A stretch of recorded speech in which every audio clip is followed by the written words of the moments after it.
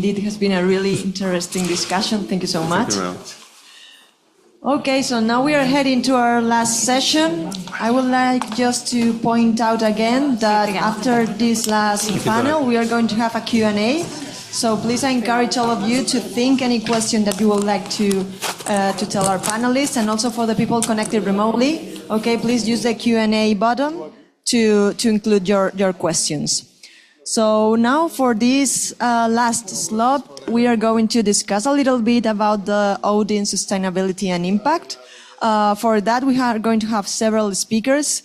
But first of all, I would like to introduce you again to Sergio, our Deputy Project Coordinator in ODIN, because he will start to explain a little bit this fantastic session. So Sergio, give you the floor.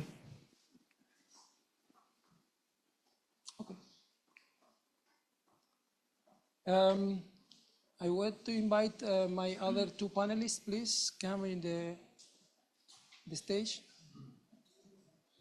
Leandro and Giuseppe, what are you doing? Okay, you are changing your mic. Okay, so logistics, logistics, this is the first problem that we find. So, wow, I mean, can you hear me? As I said before, it's supposed that the second roundtable will address the issue of the challenges. Now, I feel, frankly, again, absolutely overwhelmed by the magnitude of the challenges. Even it is known by the participants in our project, so that huge volume, the huge size of the challenges that are growing even more every day.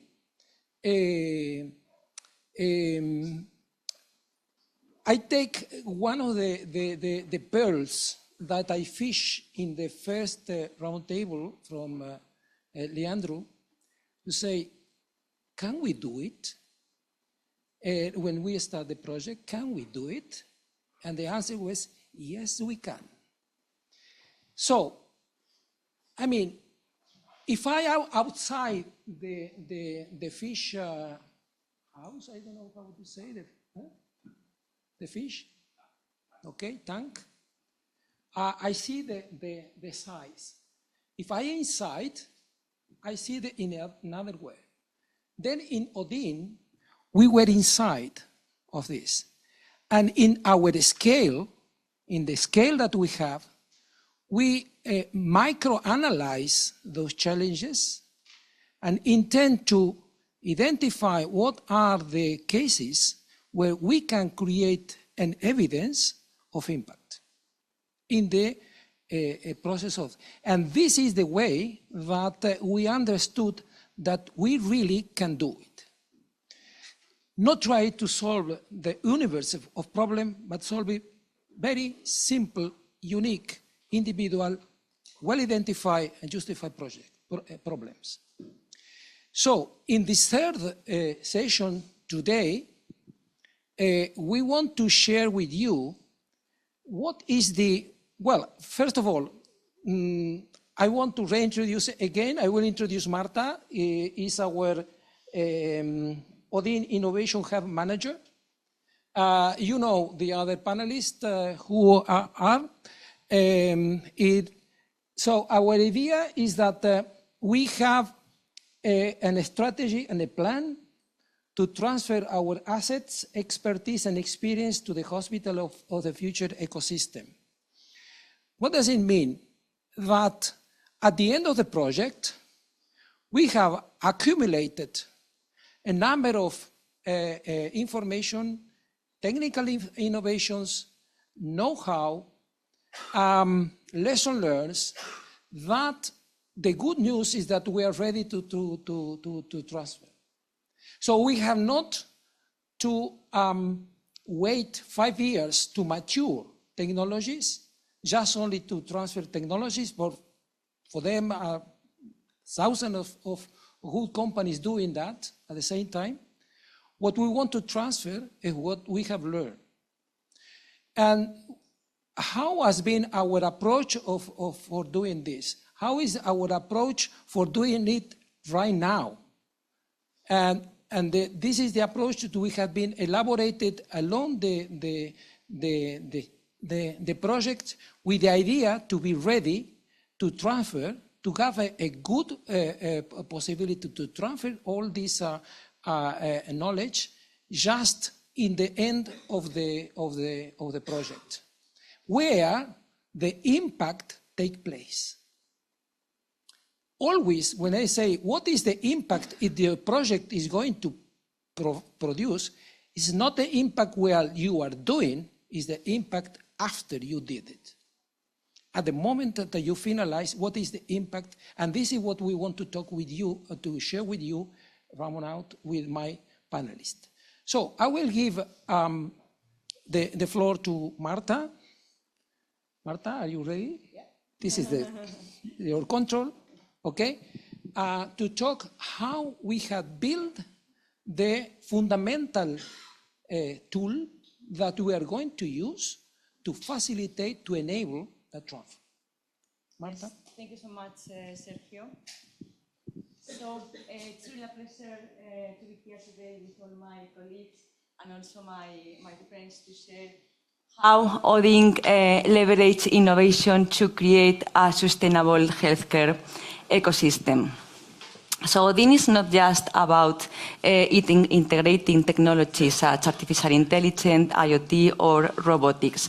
ODIN is also about creating sustainable value through collaborative innovation. And how ODIN is doing that? Well, we have been using the Innovation Living Hub and the community building as vital tools to grow our ecosystem. By addressing a critical challenge in healthcare, we can transform healthcare facilities into smart environments. And in the center of these smart environments, we have our Innovation Living Hub. That is a platform designed to foster the co-creation and engage the stakeholders across the value chain. The Innovation Living Hub is our engine that is designed to bridge the gaps to connect the healthcare providers, key players with the industry key players in the ecosystem to accelerate the learning by exchanging new ideas, best practices, and also to scale the impacts through the key performance indicators to measure the efficiency and the sustainability. The Innovation Living Hub operates along these two lines of actions.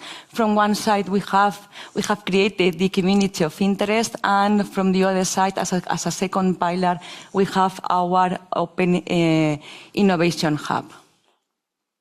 The community of interest is a dynamic space dedicated to fostering the knowledge exchange, innovation, and best practices in the area of ODIN.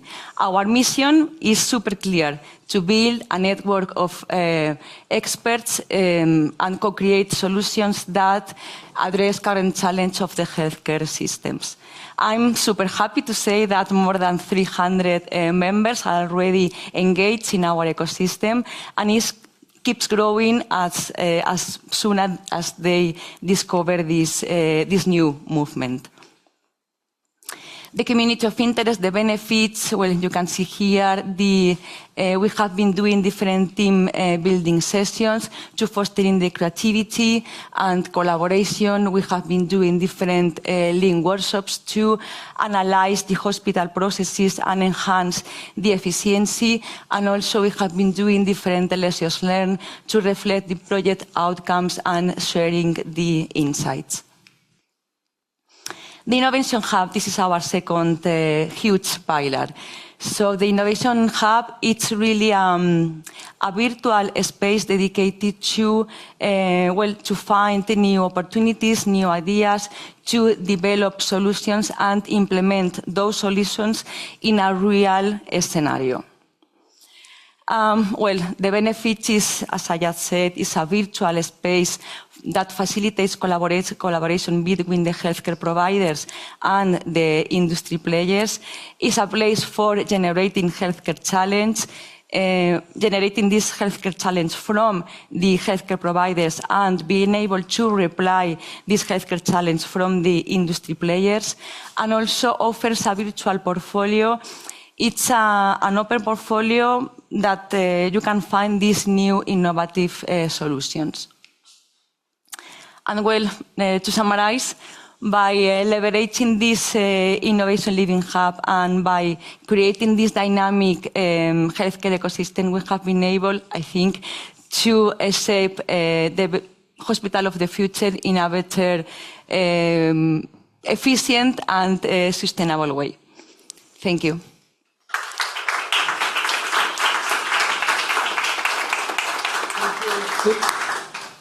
It's okay. Thank you, Marta.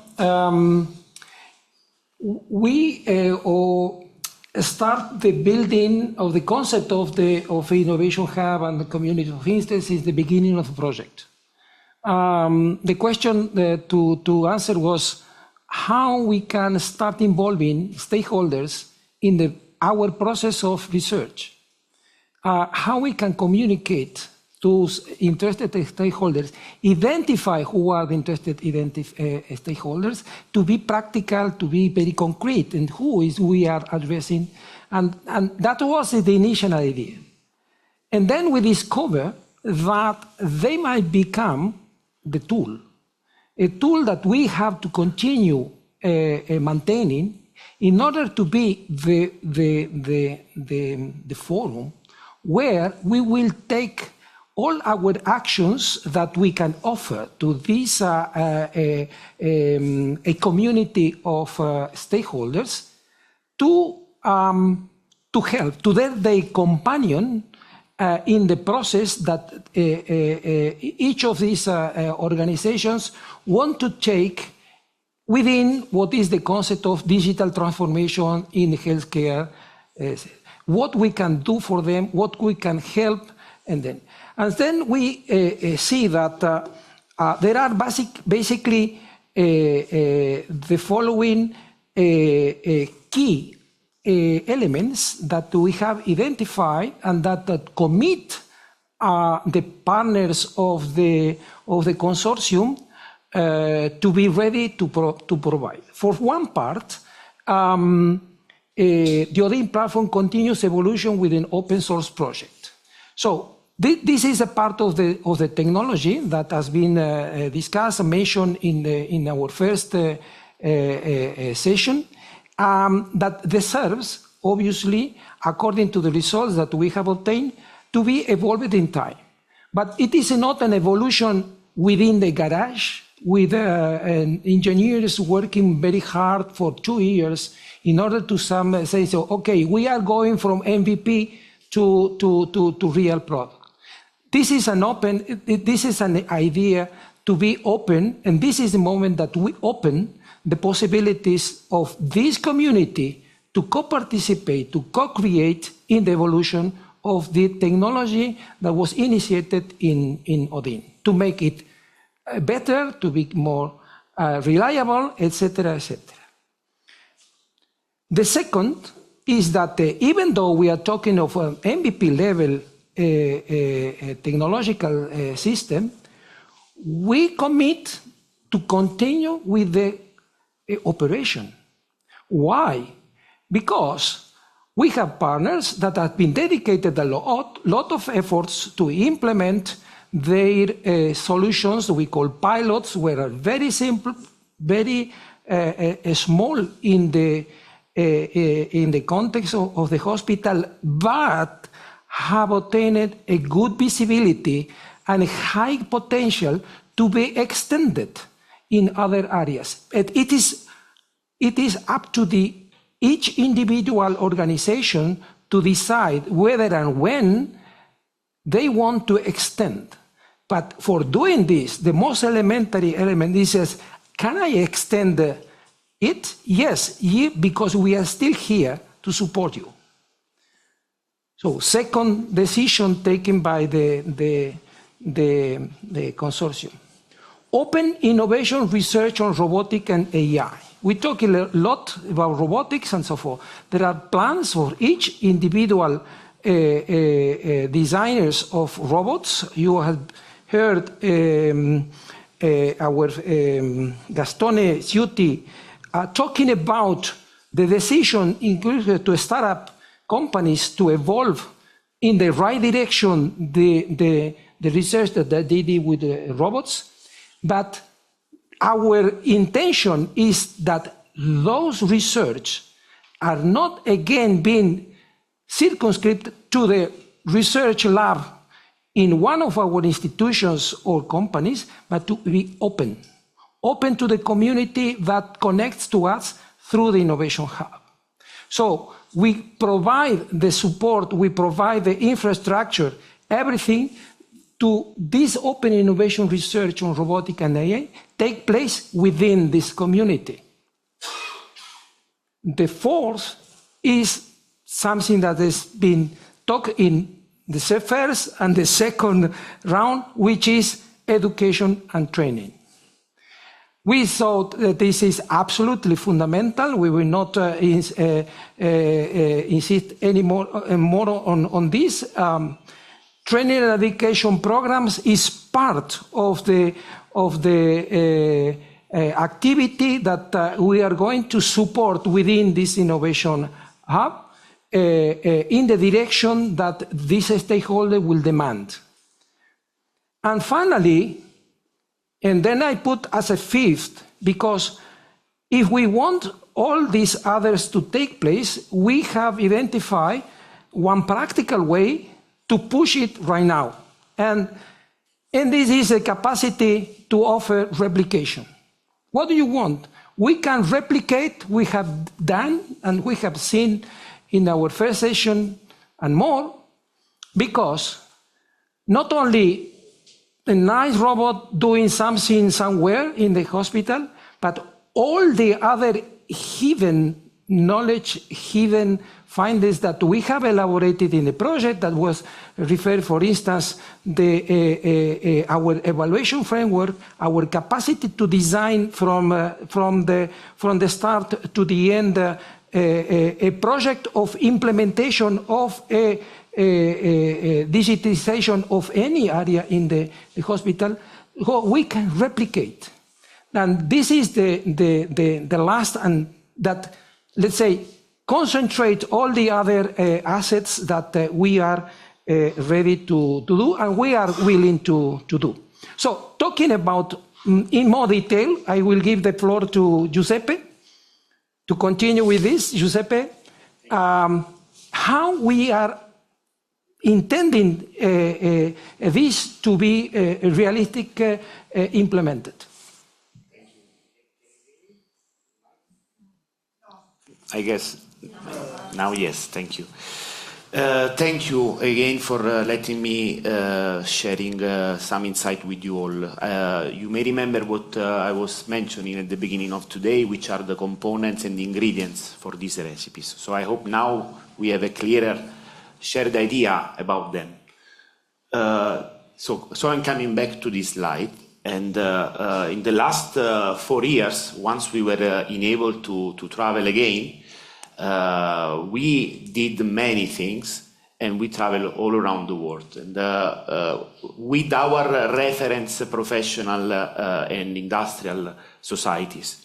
One of the honor that I had is that with the Worldwide Federation of Biomedical Engineers, we were part 1 year ago, and also I was lucky to be this year part of the World Laureate Association Forum in Shanghai, in China, talking and discussing about the future challenges for science with leaders from all over the world, Nobel Prizes, and other very relevant stakeholders. And my contribution last year was to talk with them about the impact of European projects.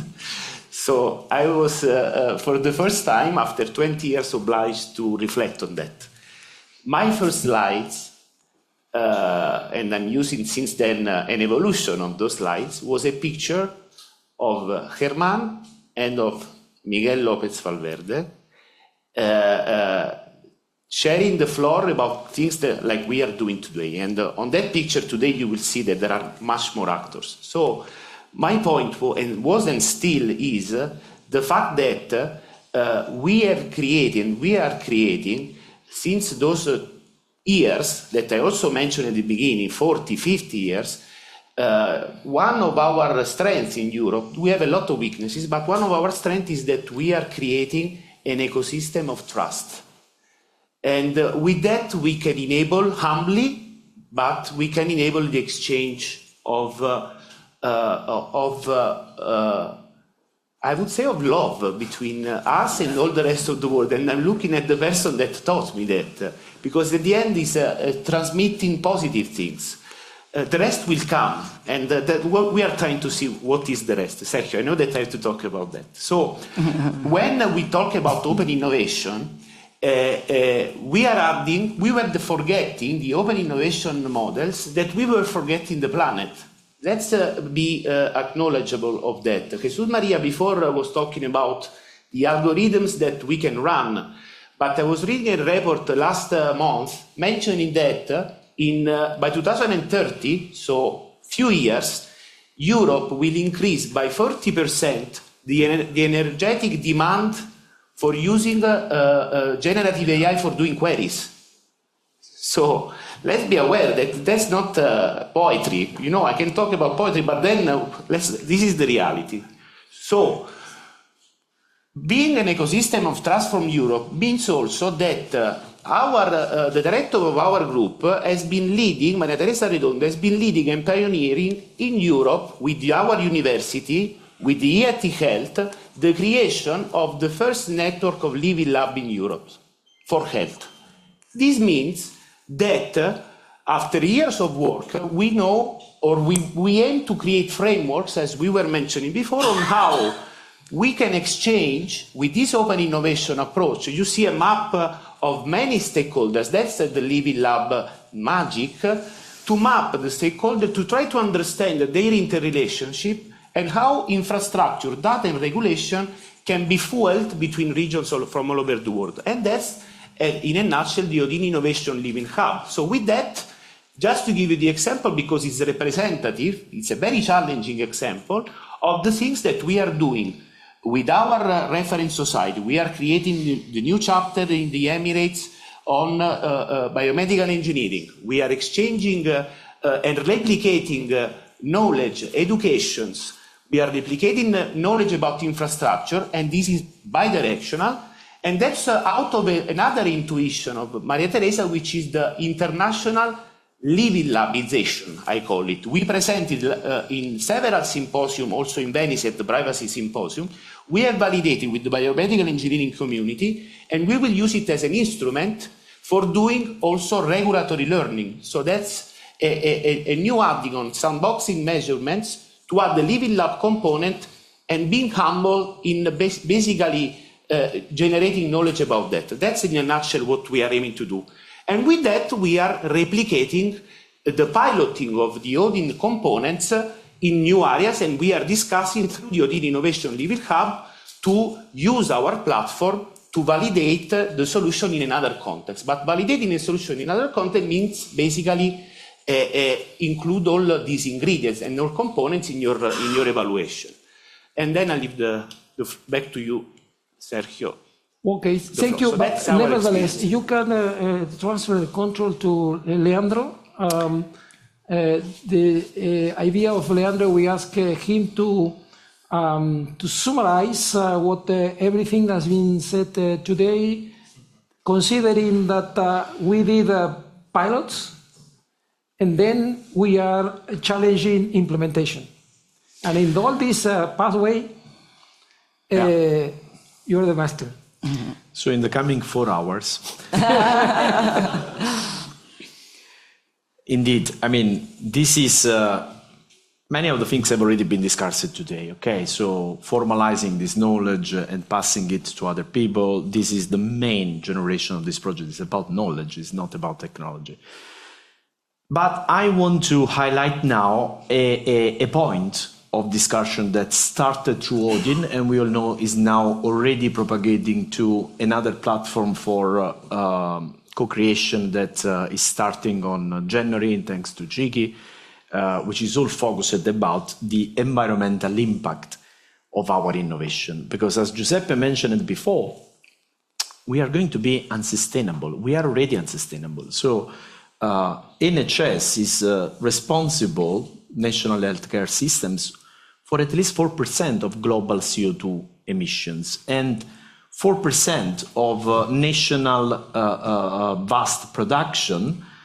And there are some of anesthetic gases which are 10 times more dangerous than CO2. So in many sense, our effort to care people is generating further health problems. And I just collected here a couple of news, and if we could find the West Nile virus in a mosquito in Toronto, which is not exactly a tropical town, it means that that's another thing that, as we have mentioned before, is not in the future, is now.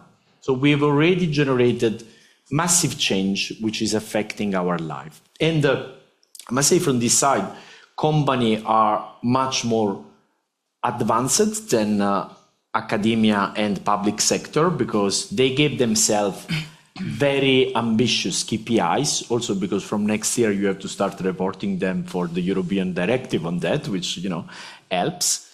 But this effort cannot work unless we share this culture, because you are generating KPIs on things which are done on the other side. So it's also your responsibility now to educate your main partners, hospitals, otherwise you will not get that information in the way you need in order then to be able to report this information as per law. And the problem there is that finally WHO woke up. So this is the strategic plan of the World Health Organization that we've been writing this year, and is taking place from next year, 25th to 28th, which is really putting as first two goals among the 15 goals for the coming 3 years, those two. So create more climate resilient health systems. We are in Madrid now. We have to be aware that tropical diseases are a risk for our citizens, not just for tropical areas, and lower carbon emission of health systems and societies. So those are two call of duty, the first two of the 15 priority of the World Health Organization. So this is not me, this is not academia, it's the World Health Organization, United Nations. This is now a call of duty, because all the member states, they will have to digest this plan, adapt their own national plans for health and care, and put in there those elements. The point is that if I think to the main revolutions that we have been through since we have memory of human history, I just recall the three: agriculture, industrial, and digital. We have a big challenge here, because, as a matter of fact, if this is a wonderful function. I want this at home. Okay, this one took 2,000 years, no? And the Industrial Revolution took 200 years. In 200 years, you have the time to educate many generations. The digital evolution that to me is completed, we are now facing the AI revolution, took only 20 years. And the AI revolution will be completed in 5 years, that's my guess. This means that we really don't have time to wait for educating people and then for educated people to enter into. We have to start acting now. And we have to reflect that even the focus for innovator has changed. For the agriculture revolution, probably discovery was the most important thing, and the innovation was protected probably with secret and blood. And then it came the industrial revolution. And now, apart from discovery, we had to become innovator. And now the intellectual property was protected also through patents, or the right for intellectual property protection. Now we are in the area in which, apart discovery, innovate, and we have to learn to design. We put things together as if they were Lego bricks. We are not anymore in control of all the single parts of the items and systems that we deploy. No? We depend from other companies which are probably on the other side of the world because of this line of code is coming from India and this spare part is coming from China. We integrate and we get the legal responsibility for that, which for tangible things it's easy, but for intangible things it's far more complicated. No? The AI Act is the elephant in the room, is the next challenge we are going to face. So this requires a complete change of shift, a complete shift in our mind, in our vision. As innovator now, I not only have to discover and innovate, I have to design. This requires a completely different, and the challenge there is the control. I mean, for designer, the main challenge is into the control of the system that I am designing. And obviously, we have heard before that we want to be human-centric, we want to be supporting this new renaissance, which I clearly share, but just I want to refresh your mind. You remember this guy? You know him? Yeah, he's from Poland, that's why they know him. This guy gave a new meaning to the word revolution, no? We say now a Copernican revolution. He changed the conception of the universe. And suddenly, human beings were not anymore in the center of the universe. It was not true that all the stars were moving around the human, but it was rather this human being on a very little planet, moving around a very little star, moving in the periphery of a very little galaxy, which is floating in the universe together with other galaxies. So my ego, to be honest, when I studied this guy, went, gosh, fell down. And then this guy came. Do you know this guy? Darwin. And this guy told us that, I believe I am a Catholic, but this guy told me, hey, your ancestors were monkey. So don't think that you are the center of the creation because you are just a step into the evolution of all the creation, as important as you are. But still, this guy gave us another strong hammer hit and told us, okay, probably you should get out from the spot and consider yourself part of a wider process. And then this guy came. You know this guy? Sigmund Freud, which told, you know what? When you talked that at least you were the only element in this creation that can think, well, this is not you, it's your mom. It's probably, the history of your family, which is making you think in this way and behaving you and acting in this way. And other things you like are probably because you were broken when you were a kid and, and probably your parents were broken, or we don't know. So it's another reduction. But then at least we said, come on, we are the only intelligent elements on the planet as far as we know. And then this guy came. You know this guy? Turing. He said, well, okay, you are still the most intelligent guy, but, machines are now starting challenging this last quality. So my reflection on this slide is just that when we keep saying that we want to be, human-centric, I guess we said that 4 times, and, every time we were misleading.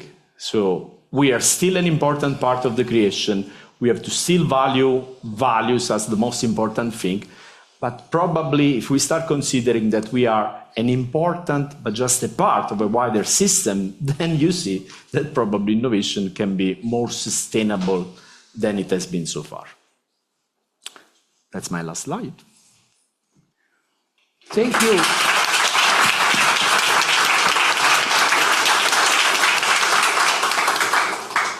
Thank you for this reflection out of the box. Leandro, fantastic. I didn't wait this. However, I guess that it completes really the feeling and the spirit that we intend to transmit from very practical to more high-level reflection and thinking in our projects.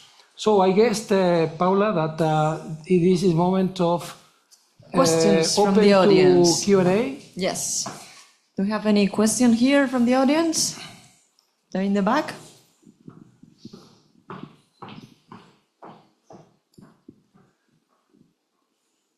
Thank you. Thanks, everyone. Leandro, this is a question for you. What is, in your opinion, the key barrier for fostering attention around environmentally friendly health technology? Thank you. Thank you for this question, which is important. So we saw a lot of new regulations which were, throwing the art on the other side, and in fact we have been learning to pay much more attention to this dimension, all of us, in anything we do, from cars to electronics to travel. The point now in the healthcare sector is probably to harmonize the way we select health technologies. We can say whatever we like in terms of philosophy, in terms of goodwills and stuff like that, but till we will not harmonize, for instance, the criterion for selecting technology all over Europe, we will never have a real impact. So the situation now is that in one region probably they put, 3 points for this selection focusing on recyclable packaging.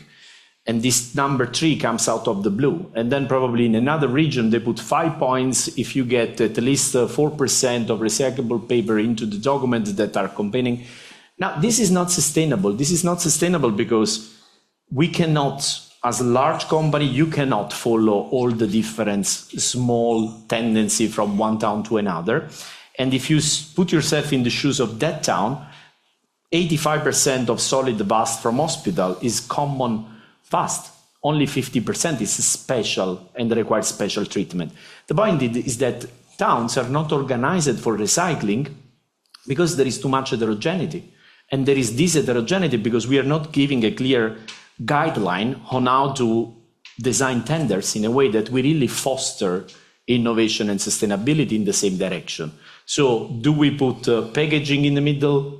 Fine, let's all agree that packaging is worth, 5 out of 100 points in this tender for this kind of category. And then probably using recyclable material is good to say, but it's even better if we say, well, let's use this plastic rather than that plastic. Otherwise, in Milan, probably they will be capable to recycle this plastic.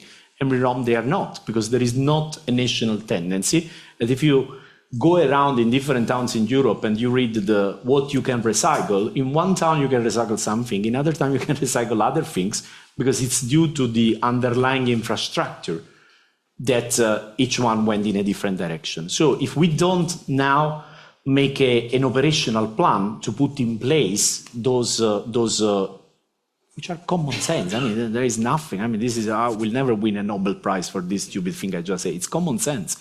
Yet we don't have an harmonization for that. So our challenge now is to put those goodwill into pragmatic criterion for drive the market towards a direction which is more sustainable.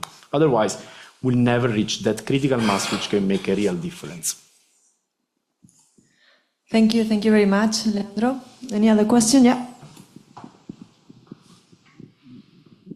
I'm sorry, just a last question. Is there any positive effect of the climate warming? I'm thinking about less cold diseases, like less influenza, less bronchitis, more territory to be colonized by people, by agriculture, crops, etc. It could be taken into consideration, or this is marginal in respect of negative effects? Thank you for the question. I was hoping so when I bought my house in Coventry, in the UK, because I was hoping that with the global warming, this could have become a nice place to spend my vacation. But unfortunately, the prediction is not that. What happened in Valencia is still in our memory, strongly impressed. So, so far, apart probably, once I was swimming in Scotland, which probably was unprecedented.